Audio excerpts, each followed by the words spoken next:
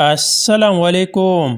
25 فروری 2023 کو باجوڑ کو کرپشن سے پاک کرنے میرٹھ قانون کی حکمرانی حقیق آزادی اور خان صاحب کی وژن کی امیدیں لے کر شہید ریحان زیب خان کے ساتھ عنایت کے لیے گول مارکیٹ میں پہلی تفصیلی ملاقات جیل برو تحریک کی کیمپ میں ہوئی تھی، اور پھر پورا سال کبھی احتجاج، کبھی ریلی، کبھی واک، کبھی میٹنگ، کبھی کنوینشن اور حتیٰ کہ الیکشن کیمپین تک بہت مشکل وقت گزارا، لیکن کبھی مایوس نہیں ہوئی۔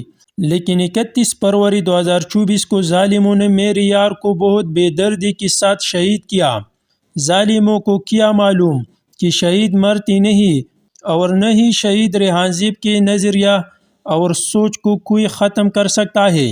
باجوڑ کے ہر گھر سے ریحان زیب نکلے گا اور اس کی سوچ کو آگے لے کر جائے گا، انشاءاللہ۔